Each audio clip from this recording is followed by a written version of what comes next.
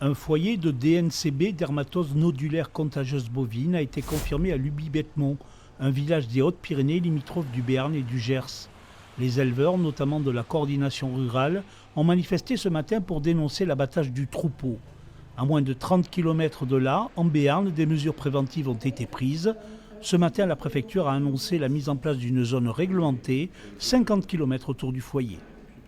L'enjeu, c'est d'éviter la propagation et la diffusion de cette maladie. On va vacciner les animaux pour les protéger, pour éviter la circulation virale et puis au bout de 45 jours, pour pouvoir finalement reprendre progressivement une activité normale. Et puis par ailleurs, on interdit les mouvements de bovins. On les interdit pour éviter que la maladie ne se diffuse, ne fasse des bonds et finalement aille toucher d'autres territoires. 129 communes en Béarn pour 600 bovins sont concernées. Le virus peut être porté par l'animal sans être décelé pendant une trentaine de jours. Il est donc difficile de connaître le nombre de bêtes infectées. La dermatose nodulaire contagieuse bovine est une maladie virale qui se transmet donc essentiellement en lien avec des mouches piqueuses qui transportent donc le virus d'un animal à un autre, c'est-à-dire un animal contaminé qui est une source de virus. La mouche pique et elle pique un autre animal qui est sain et transmet le virus.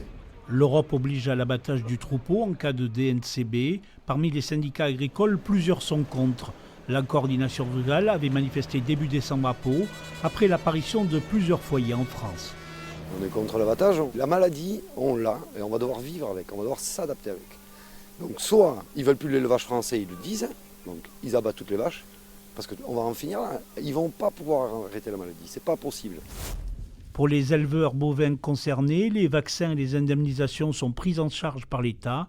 Tous les acteurs de la filière ont été reçus à la préfecture pour coordonner les mesures sanitaires.